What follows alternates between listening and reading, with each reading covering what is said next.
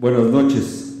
Quiero agradecer a la Universidad San Francisco de Quito por la organización de este evento y mañana en Guayaquil en el Instituto Ecuatoriano de Economía Política, porque el instituto fue uno de los protagonistas en el proceso de la dolarización.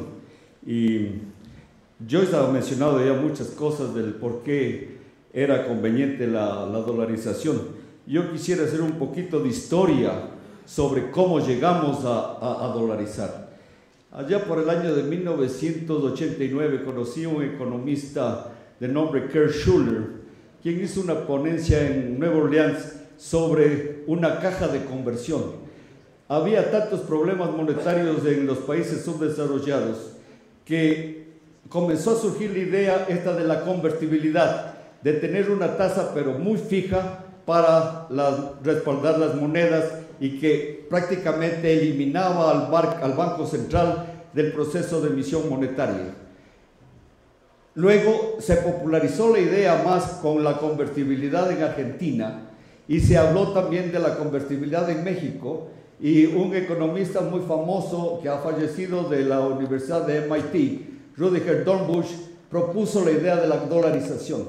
Fue la primera vez que yo había escuchado el proceso de dolarización que luego cayó en mi mente que bajo las circunstancias institucionales del Ecuador, la convertibilidad no era factible. Tarde o temprano hubiéramos devaluado, igual que sucedió en la Argentina, que lo que teníamos que hacer era dolarizar de tal manera de que una vez que el pueblo ecuatoriano tenga los dólares en su bolsillo, ya se le sea difícil quitar.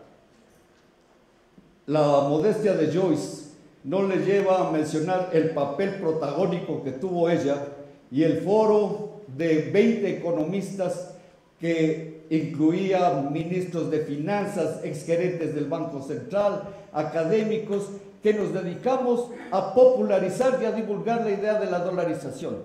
Estuvimos en foros, estuvimos en debates, yo estuve aquí uno en el Congreso, estuvimos en televisión, estuvimos en radio, estuvimos en prensa, de tal manera que divulgamos la idea porque el país mismo ya se había dado a la dolarización. Teníamos un 80% del país dolarizado. Entonces solo faltaban los salarios, como bien lo dice Joyce. Y entonces la pregunta que se volvió como mantra era: ¿en qué quiere usted ganar? ¿En sucres o en dólares? Y la respuesta era fácil. Eso convenció a muchísima gente que lo que convenía era dolarizar. Y les voy a mencionar, en uno de esos foros económicos tuvimos la presencia del mentalizador del euro, el economista de fama mundial de premio Nobel, Robert Mondale, quien es el primero en proponer la idea de una moneda única.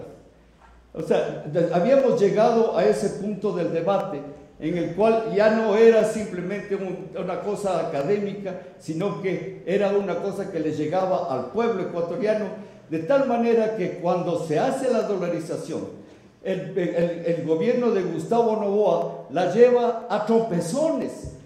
El ministro de Economía, de Finanzas de Gustavo Noboa, el economista Jorge Gallardo, había escrito un librito que se llamaba El mito de la convertibilidad. Él ni siquiera estaba de acuerdo con la convertibilidad, pero con la dolarización. Sin embargo, la presión que hubo de las cámaras de la producción, de los medios de comunicación, de los medios académicos, es que obligaron y llevaron a que dolaricemos. Entonces, la pregunta era, ¿por qué dolarizar? Y la respuesta, como les digo, era muy fácil, porque es preferible ganar en dólares que ganar en sucres. Quería también mencionar algo sumamente importante, y es que la dolarización fortifica el derecho a la propiedad privada. El dinero ya no era del gobierno porque es nuestro. El dinero que tenemos en los bancos, el dinero en las reservas del país no están en el Banco Central, están en nuestras cuentas bancarias. Y este fortalecimiento del derecho a la propiedad privada es sumamente importante, porque cuando no existen derechos a la propiedad privada, cuando un gobierno puede confiscar fácilmente, llevamos un camino directo a la tiranía. Y también quiero mencionar algo de lo que nos falta hacer, de lo que creíamos que podía surgir de la dolarización, un cambio institucional que desgraciadamente no se ha dado y más bien se ha revertido. Una de las cosas que esperábamos que la dolarización permita es una flexibilización en el mercado laboral, y más bien ha ocurrido todo lo contrario. En lugar de flexibilizar el mercado, se lo ha hecho todavía más rígido y más difícil para los empresarios contratar personal, y ese es un tema que deberíamos ser muy conscientes de que la dolarización, como decía Pablo Lucio, es un marco institucional, es un soporte que le da. No es una panacea para todos los problemas económicos. La productividad no va a ser mejorada porque usamos dólar. Tiene que haber un marco que permita la productividad, que facilite las exportaciones. Teníamos que realizar convenios de comercio exterior con los Estados Unidos, a tener una moneda común. Nos permite las transacciones con el mercado más importante que tiene el país, que es los Estados Unidos. Desgraciadamente, eso ha pasado también a segundo plano. El otro es el de la integración financiera. Esperábamos que la dolarización le dio un marco para que aquí vengan los bancos extranjeros, como llegaron a Panamá. En Panamá hay 130 bancos. Aquí, en lugar de atraer banca extranjera, más bien la orientamos.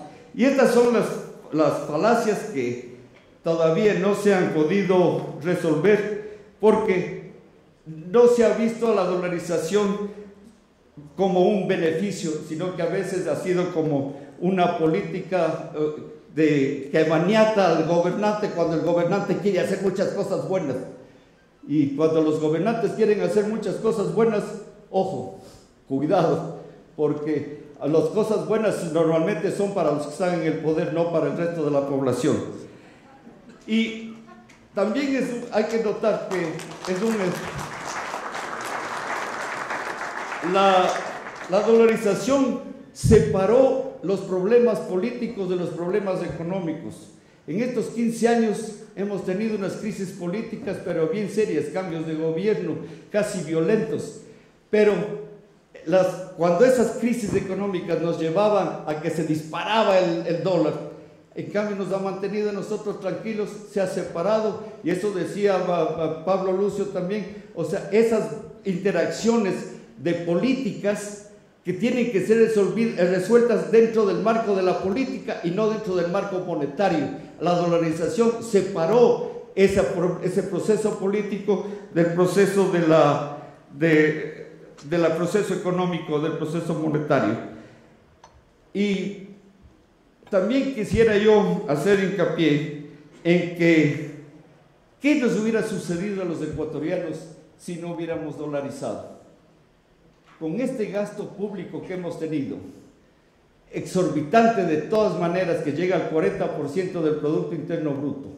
Si tomamos Venezuela como el patrón de comparación, en Venezuela, en el 2000, cuando nosotros dolarizamos, el bolívar estaba a 7 bolívares por dólar. Ahora en el mercado negro se cotiza a más de 100 bolívares por dólar. Si nosotros seguimos el mismo patrón, este rato estaríamos con un dólar de 350,000 sucres por dólar, y tal vez más. Esos efectos de los cuales nos libramos, tenemos que estar muy agradecidos a que la dolarización se realizó de una manera democrática, porque se socializó, para usar las palabras contemporáneas, se socializó a lo largo de todo el país, se hizo conocer cuáles iban a ser los efectos de la dolarización, y si alguno de ustedes no estuvo presente es porque todavía es muy joven. Muchísimas gracias.